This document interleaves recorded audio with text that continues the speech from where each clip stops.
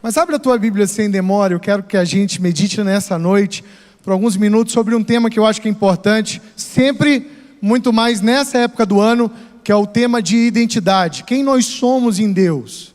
Quem de fato nós somos em Deus? Eu quero abrir com um texto conhecido e importante, lá em 1 Pedro, capítulo 2, versículo 9 e 10. Nós vamos ler e orar, e vamos meditar um pouquinho na palavra. Não por muito tempo, porque eu tenho a impressão no meu espírito que a parte mais importante que nós vamos ter essa noite vai ser depois da palavra. A gente está com o nosso irmão precioso, Gabriel Guedes, aqui. Quantos foram abençoados? Amém. A palavra vai nos posicionar, nos alinhar, porque depois da palavra ele volta e nós vamos voar, nós vamos decolar, amém? Nós vamos entrar em adoração na presença de Deus, receber dele um batismo de identidade de vida, amém? Você recebe isso em nome de Jesus? 1 Pedro então 2, versículo 9 e 10 diz assim: Vós, porém, sois raça eleita, sacerdócio real, nação santa, povo de propriedade exclusiva de Deus, a fim de proclamardes as virtudes daquele que vos chamou das trevas para a sua maravilhosa luz. Vós, sim, que antes não erais povo, mas agora sois povo de Deus, que não tinhais alcançado misericórdia, mas agora alcançastes misericórdia. Aleluia. Feche os seus olhos comigo, curva a sua fronte, vamos orar posicionando o nosso coração. Pai, essa é a tua palavra, Senhor, e nessa noite nós estamos aqui para receber ela como uma semente poderosa no nosso coração, uma semente de transformação, Pai. Então nós te pedimos, Senhor, que isso não seja uma aula, uma palestra, nem mais um culto, mas seja parte da própria ministração do Teu Espírito Santo em nós nessa noite. É o que nós oramos e cremos, em nome de Jesus. Quem crê comigo aí, dá um amém bem forte. Amém. Aleluia. Essa carta de 1 Pedro foi escrita aos estrangeiros, aos peregrinos, aos da dispersão. Quando a perseguição vem sobre a igreja se espalha por todo o mundo conhecido nos primeiros séculos. E Pedro escreve, e ele diz isso na carta, como a peregrinos e a forasteiros. E ele tem uma missão na carta dele, que é lembrar a esses peregrinos, a esses forasteiros que haviam saído ali de Jerusalém, estavam no meio de um povo estranho, lembrá-los da sua identidade, de quem de fato eles eram. Porque é muito fácil esquecer quem nós somos. É muito fácil, à medida que a gente se mistura com outra cultura, à medida que a gente sai para a vida do dia a dia, esquecer a nossa raiz, a nossa natureza, a nossa identidade. Acontece pra caramba com o brasileiro. Às vezes o brasileiro vai para intercâmbio estudantil, ele passa um mês fora nos Estados Unidos, ele já volta falando português errado. Não, porque morei na América. Ficou um mês fora. Rapidinho a identidade dele já deu uma balançada. Quanto mais no mundo do espírito, peregrinos devem ter a sua identidade constantemente reforçada. Trazer à memória quem nós somos. Principalmente, como eu disse no começo, nessa época do ano de carnaval, onde a cultura, onde o convite da cultura é para o hedonismo, é para o sexo, é para a bebida, é para a droga. Essa é a proposta de felicidade do mundo. Tinha a menina que eu estava discipulando na faculdade, eu fazia letras na época, amiga querida, eu estava querendo ganhar ela para Jesus na faculdade, porque ela era de uma seita oriental muito louca. E eu disse, eu tenho que salvar essa alma, e comecei a falar de Jesus para ela, e uma quarta-feira ela apareceu no culto, e entregou o coração para Jesus. Para alguns meses depois, no carnaval, sumir. Se perdeu. Voltou para a igreja depois toda arrebentada. E eu disse, minha amiga, o que tu foi fazer no mundo? Ela disse, eu fui ver se ele ainda estava como eu tinha deixado.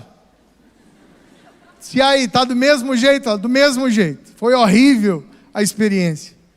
Eu disse, olha, eu entendo que nesse começo tu tenha dado essa balançada, mas você precisa saber quem você é. Aquele lugar já não é mais o seu lugar. Aquela pessoa já não é mais quem você é. O mundo para trás, a cruz à nossa frente. E eu quero fazer algumas declarações sobre quem você é, sobre quem nós somos em Deus. E a primeira delas, e talvez a mais forte delas, é: nós somos filhos do Deus Altíssimo. Posso ouvir um glória a Deus bem forte aí? Essa talvez seja a identidade, a declaração mais forte, a primeira, que a gente precisa sempre trazer ao coração, que somos filhos de Deus, pois todos os que são guiados pelo Espírito de Deus, são filhos de Deus, porque não recebemos o espírito de escravidão, para viver outra vez com medo, mas o espírito de adoção, baseado no qual clamamos, Abba Pai, e o próprio Espírito, testifica com o nosso espírito, que nós somos filhos de Deus. Ora, se somos filhos, somos também herdeiros, herdeiros de Deus, co-herdeiros com Cristo. Se com Ele sofremos agora, com Eles também seremos glorificados. Você é filho. Agora, há um problema quando a gente fala de filho e pai. A analogia da Bíblia inteira é baseada em família, não é isso? Pai, filho, noiva, noivo. Isso é poderoso, mas às vezes há um problema. É que Deus é pai, mas não é como o seu pai. Vou repetir: Deus é pai, mas não é como o seu pai. Nós precisamos lembrar que Deus é um pai superior. E quando a Bíblia aplica analogia de família, às vezes, para quem teve um pai abusivo, para quem teve um pai que quando você ia abraçar ele, ele não te abraçava de volta, para quem teve um pai em casa, mais distante, ou mesmo não teve esse pai, quando a gente fala você é filho, e Deus é teu pai, é natural que a gente traga um pouco desse relacionamento que tivemos com o nosso pai terreno, para o nosso relacionamento que temos com o nosso pai do céu. Mistura às vezes. E aí quem teve um pai muito carrasco, muito duro, diz Deus é pai, então é por isso que ele me castiga. O Deus é pai, é por isso que eu sinto ele tão distante. Você está fazendo um paralelo com o relacionamento que você teve aqui na terra. Eu quero te lembrar essa noite que nós somos filhos do Deus Altíssimo, e Ele é pai, mas Ele é melhor do que o nosso pai daqui da terra. Eu sou filho de pastor, eu cresci na igreja, meu pai é um homem de Deus, mas meu pai teve uma criação dura, rapaz. Ele veio do interior para a capital para estudar, serviu ao exército. Meu pai é um homem grandão, e ele é muito disciplinador, muito duro às vezes. Eu trabalho com ele até hoje. Eu tenho medo dele me dar uma pisa. Você sabe o que é pisa? É o mesmo que taca. Até hoje. Eu estou na minha sala, é ao lado da dele. E a secretária bate na porta e diz: Rodrigo, teu pai está te chamando. Eu levanto com medo. Isso que foi? Onde foi que eu errei? Não é? Bem, ele criou 3 filhos muito bem criados. Eu, meu irmão, Fred Arraes, e a minha irmã, todos na igreja servindo a Deus. Ele é um bom pai. Agora, qual é a minha tendência natural? Levar as características dele e colocá-las no pai do céu. Mas o pai do céu é melhor do que o pai da terra. Não importa quão bom foi seu pai, ou quão ruim ele seja, você é filho de um Deus Altíssimo perfeito, que te ama, que te adotou e te convida a chamar Ele de Abba, de paizinho. Você percebe a liberdade? Liberdade de filho. Tem gente que não desenvolve liberdade de filho com Deus, e trata Deus com a maior burocracia. Filho tem liberdade. Você sabe como é que eu aprendi a orar? Eu aprendi a orar assim. A gente começa a orar elogiando Deus. Grande, poderoso, bondoso, benigno, soberano, que para massagear o ego dele. Aí a gente diz assim, aí a gente começa a agradecer. Obrigado por esse dia, pelo alimento, pelo pão, pela família e tudo, que é para ele não pensar que a gente é ingrato. Senhor, e abençoa fulano, e cicrano, e a irmãzinha fulano de tal, e o irmãozinho tal, que é para Deus não achar que a gente é egoísta. Aí no final a gente diz assim, Deus, se tiver tempo, aí a gente fala o que a gente queria falar desde o começo da oração. Porque Deus é Pai, mas nós não desenvolvemos a liberdade de filho. Quem está entendendo diz misericórdia. Porque a gente está reproduzindo padrões da nossa casa. Então Deus é Pai, mas a gente não desenvolveu a liberdade do filho. Porque filho é livre. Filho não precisa marcar audiência. Teve uma época que eu trabalhei numa secretaria de governo e a gente teve uma reunião com o prefeito. E a gente estava 10 horas da noite no gabinete do prefeito, lotado, todo secretariado, para fazer uma reunião com ele. O prefeito é jovem, evangélico, esperando o prefeito terminar, porque estava todo mundo com fome e queria ir para casa. E aí, de repente, a porta abriu. E entrou essa meninazinha. 3 anos, linda, filha dele. E correu para o colo dele e estragou a nossa reunião. Pensa numa raiva que eu fiquei dela. Ela não precisa marcar audiência com o prefeito. Você imagina o tanto de gente na capital do Maranhão, em São Luís, que precisa de uma audiência com o prefeito? E não consegue? Ela não precisa marcar. Ela mete a mão na maçaneta. E é isso que Romanos está dizendo. Ele está dizendo que nós não temos mais um espírito de medo, de escravidão. Nós recebemos um espírito de adoção, que nos fez filhos de um Deus Altíssimo. E é por isso que a gente pode, em outra passagem, a Bíblia diz, entrar com ousadia no santo lugar, adentrar a sala de gabinetes do céu, a sala do trono no céu, e dizer, Paizinho, cheguei. Paizinho, estou aqui. Talvez teu pai terreno tivesse brigado com você, eu te mandado embora. A Bíblia diz que o nosso Deus não, Ele nos abraça. Se você quer ser abraçado por Jesus nessa noite, diz, eu estou aqui, eu quero. Dá uma salva de palmas para Jesus aí nessa noite. Primeira identidade, não esqueça, você é filho. E filho tem direitos. E filho não precisa marcar audiência. E filho não tem que ter burocracia. Eu ensinei minha filha, Paola, mais velha, a orar. E no começo, a gente precisava orar só ajoelhado, porque eu achava bonitinho ela ajoelhando. Ela disse, vamos orar, Paola, vamos orar, então vamos ajoelhar. E a gente ajoelhava no pé da cama.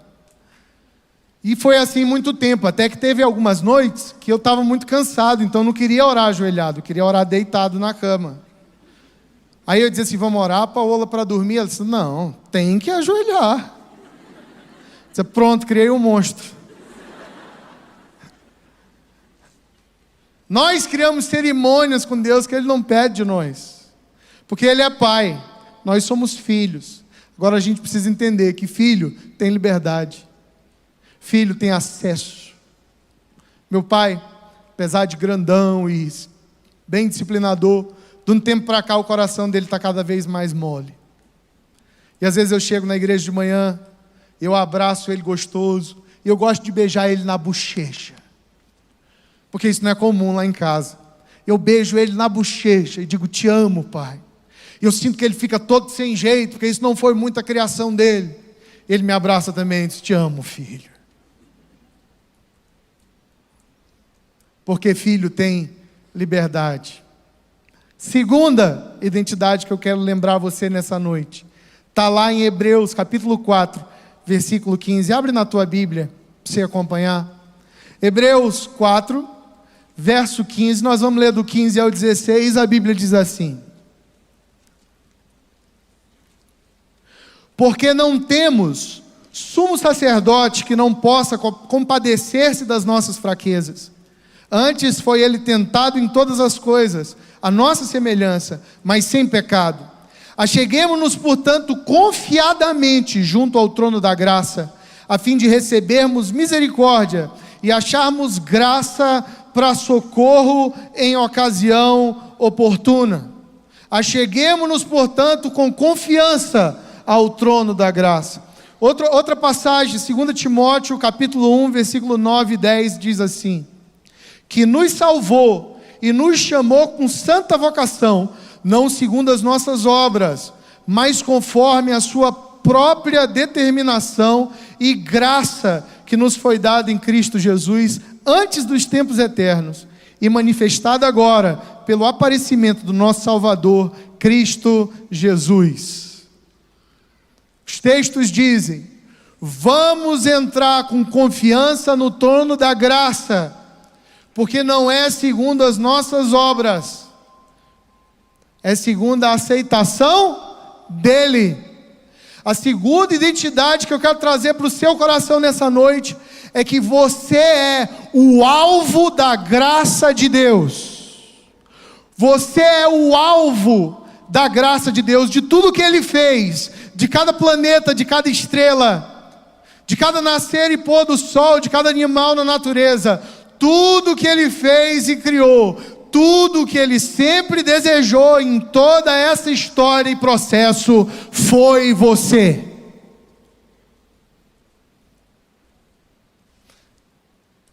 Nós estamos no centro dos interesses de Deus. Ele nos quer. Por quê? Porque Ele quer. Ou como criança diz, porque mesmo. Às vezes a gente se culpa tanto. Eu tinha uma luta muito grande dentro de mim, eu era muito tímido. Então, comecei a liderar cedo e eu tinha muito a Deus, vai me usar, mas falta tanta coisa para mim. Eu preciso melhorar tanto. Eu não tenho talento como o fulano, o irmãozinho tal. Porque eu. E se a gente perguntar para Deus, Deus, por que eu? Deus vai responder, por que mesmo? Porque eu quero, porque eu te escolhi desde tempos eternos, porque eu te comprei e te desejo. Todos os nossos esforços para merecer serão em vão. A gente precisa entender que santidade é uma resposta, é a resposta natural à graça de Deus. Mas a gente não é santo para merecer o amor de Deus. Quem está entendendo diz amém. Porque Ele nos amou quando nós ainda éramos pecadores. Lembra do outro carnaval, quando você não era crente, onde você estava? Num sábado gordo desse? Pastor, não quero nem lembrar, às vezes faz bem. Porque quando você estava lá, Deus já te via hoje aqui. Porque quando você ainda estava morto no seu delito e pecado, o sacrifício de Jesus na cruz já era válido para você. Deus já te amou desde tempos imemoriais. E como é que a gente responde? Qual é a resposta apropriada para esse constrangimento? Aí é a santidade. É como a gente funciona. Santidade é a resposta natural ao fato de que nós somos o alvo da graça de Deus. A gente começa a funcionar em santidade. A gente começa a ficar fechado para o pecado.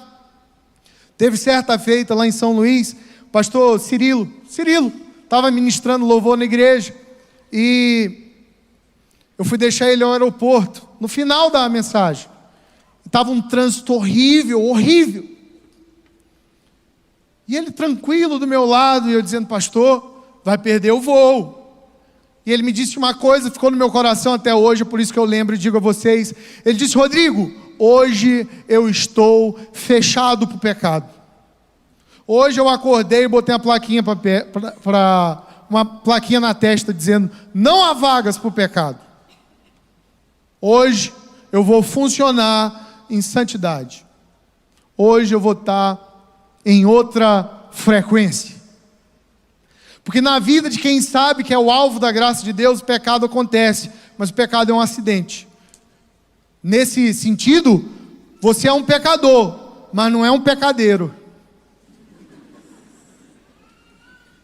Aí tem a diferença. Todos nós somos pecadores, carecemos da graça de Deus. Posso ouvir um amém? Amém. Sim, mas tem o pecadeiro. Para o pecadeiro, o pecado é um estilo de vida. Ele mente e depois diz: meu Deus, eu não sei nem por que eu menti.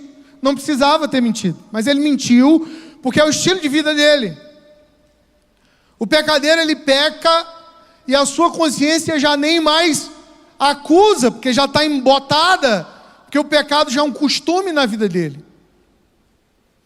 Mas quando a gente sabe que é alvo da graça de Deus, a gente acorda, e a dificuldade vem, a luta vem, mas a gente diz assim: porque Ele me amou primeiro, porque Ele me alcançou, porque Ele me tirou os meus pés de um lamaçal de pecado e sujeira, porque Ele me chamou de filho hoje e amanhã, e para o resto da minha vida, eu andarei na presença dEle. É um estilo de vida também. Assim como pecar pode se tornar um estilo de vida, andar em santidade também. Você já acordou de manhã assim, passou uma raiva grande? No trânsito? Alguém já te cortou no trânsito? E você ficou com vontade de parar aquele carro, pegar o cinto de segurança, enrolar o pescoço do motorista no cinto, assim, vai com Deus. Vai. Talvez não. Eu já. A gente passa umas raivas no dia, né? Só que quando a gente sabe que a gente é alvo da graça de Deus, santidade é a resposta natural, essas coisas acontecem, e a gente freia assim: pode ir, que hoje eu estou fechado para o pecado, Ele me amou primeiro, Ele me alcançou. Hoje nada vai tirar a minha paz, hoje nada vai me tirar do meu equilíbrio, hoje nada vai me tirar da presença de Deus. Eu tenho uma mensagem para você nessa noite. Essa é uma escolha sua. Talvez você está aqui essa noite, seu coração está balançado. Deixa eu te falar uma coisa. Hoje decida: nada vai me roubar da presença de Deus. Hoje, nem confusão, nem fofoca, nem mentira, nenhuma armadilha ou tentativa do diabo vai me tirar do centro da boa, perfeita e agradável vontade de Deus. Se você recebe, dá um glória a Deus e uma forte salva de palmas para Jesus. Nada, eu decido. Então você é filho do Deus Altíssimo e alvo da graça de Deus. Terceira declaração de identidade nessa noite: nós somos parte de uma nova aliança. Acho importante dizer isso. Tem muita gente voltando para o Velho Testamento. Tem muita gente querendo alcançar a Deus por caminhos que já não funcionam mais. Olha o que a Bíblia diz, Hebreus capítulo 10, versículo 1. A Bíblia diz assim: ora, visto que a lei tem a sombra dos bens vindouros, não a imagem real das coisas, nunca jamais pode tornar perfeitos os ofertantes, com os mesmos sacrifícios que ano após ano, perpetualmente eles oferecem. João 1,17, porque a lei foi dada por intermédio de Moisés, mas a graça e a verdade vieram por meio de Jesus Cristo. E João faz uma declaração poderosa no versículo 18, dizendo: ninguém jamais viu a Deus. Ele repete essa declaração em 1 João, na primeira carta de João. Ele fala no Evangelho em 1 João: ninguém jamais viu a Deus. Sabe por quê? Porque o apóstolo João quer nos dizer uma coisa: que ninguém viu a Deus até ter visto Jesus. Ninguém conheceu a Deus até ter completamente, até ter visto Jesus, a imagem do Deus invisível. Jesus é o que Deus tinha para falar. Não sei aqui, lá na minha cidade, muita gente tem voltado à prática do Velho Testamento, vivendo debaixo de culpa, fazendo sacrifícios, fazendo um monte de coisa diferente. Mas Jesus é o padrão da nossa fé. Se tem alguém com quem nós devemos parecer, é com Ele. A nossa vida só é boa na medida que nós somos Jesus copy.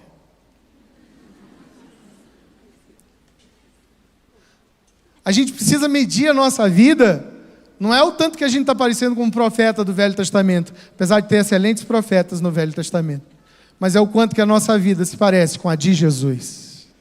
A pergunta, portanto, é aquela daquele movimento nos anos 90, 80, o que Jesus faria? Porque Ele é a imagem do Deus invisível, o primogênito de toda a criação. Nele foram criadas todas as coisas, nos céus e na terra, visíveis e invisíveis. Sejam tronos, sejam soberanias, sejam principados, quer potestades. Tudo foi criado por meio dele e para ele. Ele é antes de todas as coisas, nele tudo subsiste. Ele é a cabeça do corpo, da igreja, é o primogênito entre os mortos, porque aprove a Deus que nele residisse toda a plenitude. Colossenses 1, versículo 15 a 21. Que declaração poderosa! Jesus, portanto, é a nossa nova aliança. E a gente tem que medir a nossa vida com Deus baseado no relacionamento que nós temos com Ele, porque Ele está vivo. Eu quero dizer para você que não importa se você sente ou não, Jesus está aqui nessa noite. Os anjos do Senhor estão aqui nessa noite conosco, porque não há atividade espiritual na terra sem a presença dos anjos.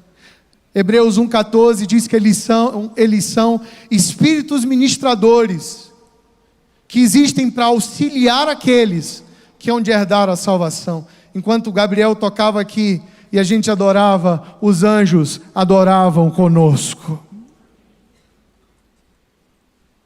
E o Senhor Jesus se faz presente no nosso meio, porque Ele é a conexão, nós e Deus, assentado à direita do trono. Ô irmãos, o passado já passou. Jesus era o que Deus tinha para falar.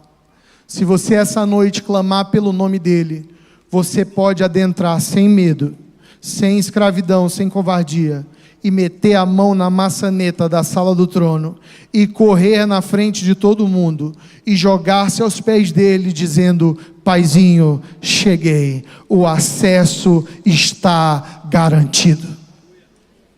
O seu acesso essa noite está garantido. Última declaração para a gente orar. Nós somos chamados para os propósitos eternos dele. Nós somos filhos amados de Deus, somos alvo da sua graça, somos parte de uma nova aliança em Jesus, na nossa comunhão com Ele, e somos chamados para uma missão. Olha, abrindo meu coração para você, eu tive dificuldade muito tempo na minha vida para descobrir qual era o meu chamado.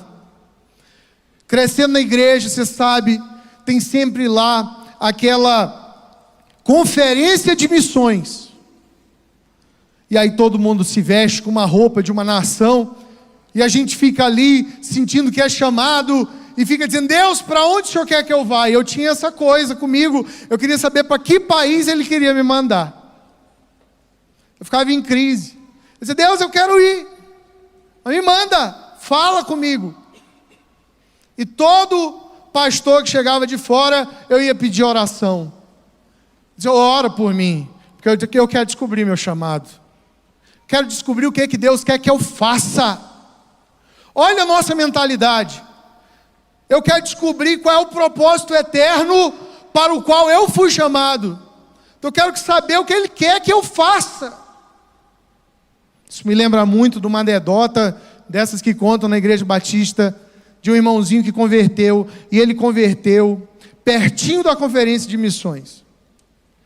E logo 2 semanas depois de entregar o coração para Jesus, veio a conferência, era um missionário da China, a China estava perseguindo cristãos, e ele ficou com medo. Porque o missionário começou a falar sobre missões, sobre propósito de vida, e ele era novo convertido, e ele disse: eu não estou preparado para dar minha vida para Jesus.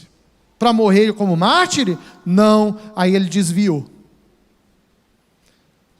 Passou alguns meses, ele viu que não dava mais para viver no mundo, ele reconciliou, voltou para a igreja, e ficou servindo ao Senhor Jesus até que a conferência se aproximou de novo. Segundo dia da conferência, quando chamaram à frente aqueles que queriam ir para as nações, para a China, ele não conseguiu ir à frente, ele foi para trás, foi embora, saiu, desviou de novo. Ficou um tempinho fora, uns meses, viu que não dava para ficar no mundo, resolveu reconciliar, e disse: agora eu vou encarar. Na outra conferência de missões, mesma coisa, chamaram à frente, e dessa vez ele foi. E ele foi aleluiado. Ele disse: Senhor, pode mandar para a China, agora eu vou. Pode mandar para a China, que agora eu vou para a China. Nisso Deus falou ao ouvido dele, dizendo: eu nunca pedi para você ir para a China. Eu nunca quis que você fosse para a China. Eu só queria que você estivesse disposto a ir, caso eu quisesse que você fosse para a China. Eu nunca quis te mandar para lá. Eu ficava perguntando para todo mundo qual é o meu chamado. E uma vez essa pastora americana, Marty Duke, gente, estava um movezão lá na igreja, movezão. Ele disse: é hoje que Deus fala. Eu sentei do lado dela.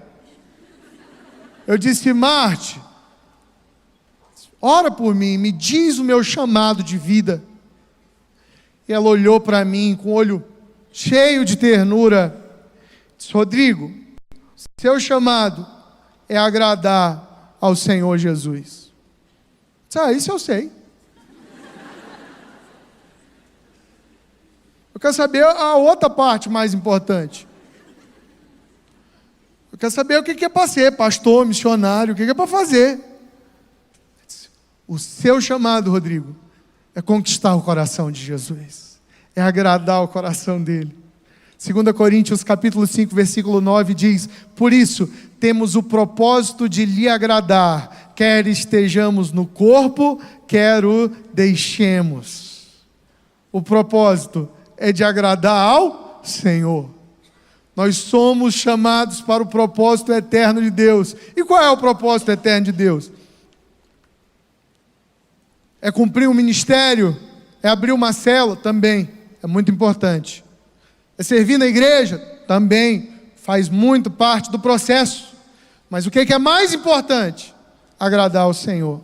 Viver para a glória de Deus.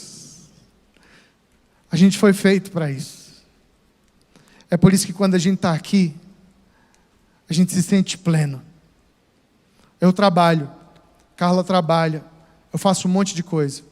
Toda vez que eu estou num ambiente como esse, e o louvor começa a tocar, o Espírito Santo começa a mover no meu coração, eu fico com vontade de largar tudo. Você já viu como a gente faz as promessas mais loucas? Quando a gente está cheio, está na presença de Deus, a gente diz: Senhor, vou jejuar 40 dias de café. Segundo dia, a gente está falando: eu e minha boca grande, para que eu fui dizer isso? E fica lembrando o versículo do voto de tolo. Deus, eu vou dar o carro. Eu nem vou mais de carro quando tem conferência de avivamento lá na igreja. Vou de Uber, que é perigoso. O negócio começa a tocar movezão. Acho que esse carro está há muito tempo comigo já. Leva, Senhor, nada tem no meu coração. Porque a gente foi feito para isso. Essa é a nossa natureza. Agora, perceba, quando a gente fala que você foi chamado para o propósito eterno de Deus, a gente pensa logo em quê? Qual é o ministério na igreja que eu tenho que servir? E aí muita gente começa a servir no ministério na igreja sem ter uma boa vida de adoração, de comunhão com Deus. E cansa e abandona. Você nunca viu ninguém na igreja que chegou que nem um furacão, fazendo um monte de coisa, e o irmão servia, fazia um monte de coisa para agradar a Deus. E aí de repente sumiu. Cadê o irmão fulano de tal? Ele está no bloco de carnaval, cabelo pintado de louro, uma saia dançando ao som de Pablo Vittar. Contribuição do Maranhão para o mundo. Mas por que ele saiu? Você diz assim, meu Deus, eu não entendo. O que o irmão saiu? Ele fazia tanta coisa. É porque ele fazia muita coisa, mas não fazia o mais importante. Quem está entendendo diz misericórdia. Verdade. Porque nós somos chamados para os propósitos eternos de Deus. Mas o maior propósito é estar com Ele. O propósito eterno de Deus é nos levar a estar com Ele aqui. Porque no momento que os nossos olhos fecharem aqui, porque a gente morreu, nós vamos abrir os olhos com Ele e olhá-lo lá no céu e não vai parar. Será contínuo, será crescente e não vai parar. A única coisa que a gente faz na terra que fará no céu é adorar o Senhor. É adorar a Deus. Por isso que é bom demais. É por isso que a Bíblia compara adorar a Deus a beber vinho. E diz assim, olha, embriagai-vos com o Espírito, e não com vinho, porque no vinho há pecado e dissolução, mas no Espírito não. No Espírito você pode ficar cheio, embriagado, você não vai pecar, porque você foi feito para isso. Esse é o seu lugar. Eu não sei como foi o seu relacionamento com seus pais, mas eu tenho 2 meninas, uma de 8, uma de 4. Elas são muito carinhosas. Olha, é bom ser pai de menina. A casa é toda cor-de-rosa, é Barbie para todo lado. Outra coisa, elas viram seu dono. Lá em casa são 3 mulheres, é Carla, Paola e Luísa. Aí eu vou sair, eu tenho que dizer para onde eu vou, para Carla, para Paola e para Luísa. Luísa pequenininha, muito esperta. Eu estou saindo, ela vem, vai para onde? Vou na igreja, Luísa, para onde é que eu vou todo dia? Não demola. Ela ainda está falando que nem um cebolinha. Não demola. Traz um Kinder Ovo. Né? Carla pede, traz o pão. Paola pede uma coisa mais cara, ela ainda está no nível do Kinder Ovo. Mas é gostoso demais. Quando elas vêm e me abraçam, sabe por quê? Aqueles é o lugar delas. Eu gosto de dizer assim, olha, Paola, você é a minha filha favorita. Mas, Luísa, você é a minha filha predileta. Paola, o amor é o mesmo. Quem é o amor da vida do pai? Aí alguém vai gritar, sou eu. Eu também.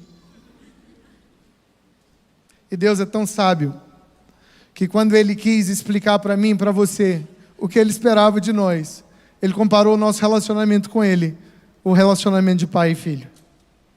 O problema é que o pecado entrou na criação e deturpou as famílias, estragou muitos relacionamentos e deixou feridas muito profundas. Mas eu quero te falar nessa noite, enquanto nós nos preparamos para orar aqui, que o seu lugar ainda é no colo do papai, e que você ainda é a filha favorita, o filho predileto, e que o propósito eterno de Deus na sua vida, aquilo para o qual Ele te criou, é simplesmente estar aqui nesse lugar. Não lá no bloco do carnaval, mas aqui nesse lugar. Os filhos perdidos estão aí por fora. Você sabe tanto de gente que vai terminar esse carnaval decepcionado? Aqui em Curitiba diz que não tem carnaval, né? É bem tranquilo Curitiba, né? No carnaval e tal, não tem festa. São Luís tem. São Luís tem. E uma vez a gente fez um evangelismo ao lado do bloco da bicicletinha, lá em São Luís, na praça chamada Nauro Machado. Aí foi uma loucura, porque terminou o culto de jovens, e a gente tem o costume de fazer as coisas lá na igreja sem programar bem. É um defeito. A gente faz, às vezes, sem programar como deveria, não é?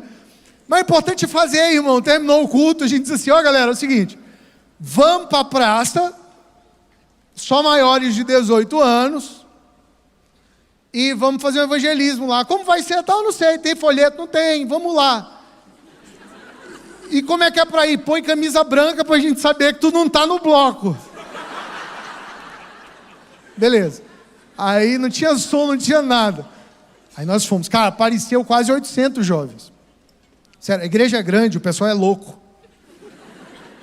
A gente foi para a praça e eu não sabia o que fazer, porque não tinha som. E o bloco tocando, né? O bloco estava parado assim na frente da igreja da Sé, da matriz da cidade. E a gente ficou na praça do ladinho. E eu estacionei o carro do lado errado, eu, pastor André Neves, grande companheiro de ministério. E a gente passou pelo meio do bloco para chegar na praça. O pessoal jogou cerveja na gente, maisena na gente, foi horrível. E eu cheguei lá na praça, e a turma já estava lá, o pessoal que chegou pelo outro lado.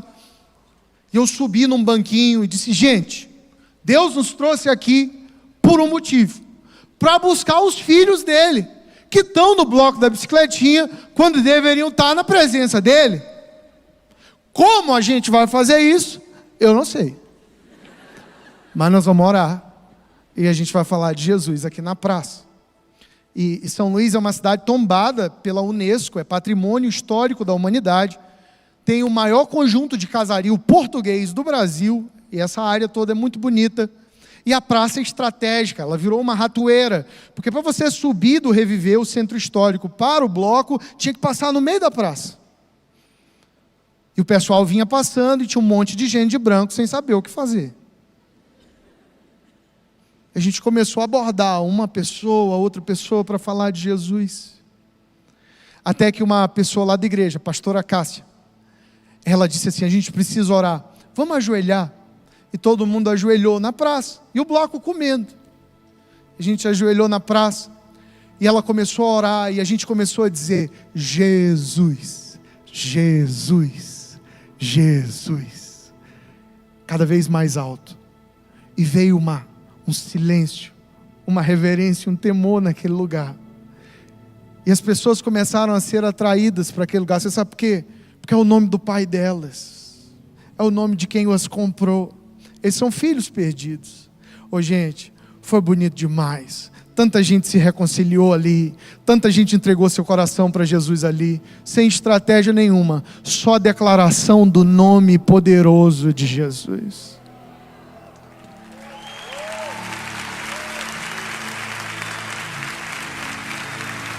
Você sabe por quê? Porque nós somos filhos. E o acesso está garantido. Qual é o nosso trabalho? É avisar lá fora que o acesso está garantido. É chamar outros para o lugar onde nós já encontramos, já chegamos. Agora, você só pode levar as pessoas aonde você já foi. Você concorda comigo? Se você não sabe o caminho, você não consegue levar ninguém. É por isso que nessa noite eu quero te convidar, filho amado, para vir para o seu lugar, para vir para o colo do seu pai. Eu não sei por que você ainda não veio, e o que você ainda está fazendo sentado aí, que não saiu correndo e veio para o altar. Vem para o altar se ajoelhar comigo aqui nessa noite. Sai do seu lugar. Deixa de burocracia. Não é um chamado para se converter, não. Ah, já sou crente, pastor. Não é não, é um chamado para se derramar. Depois que a gente se converte, tem um tempo na igreja, às vezes a gente acha que não precisa mais. Daí eu desconfio que somos os que mais precisamos. Pai, essa noite é nossa. Pai, essa noite eu quero estar no meu lugar. Pai, essa noite eu aceito ser o alvo da tua graça. Eu aceito que não mereço, que não sou bom o suficiente, mas o Senhor me ama e vai me usar. O Senhor me ama e me chamou desde sempre. Pai, essa noite eu sei que sou chamado para os teus propósitos eternos, e o primeiro deles é te adorar.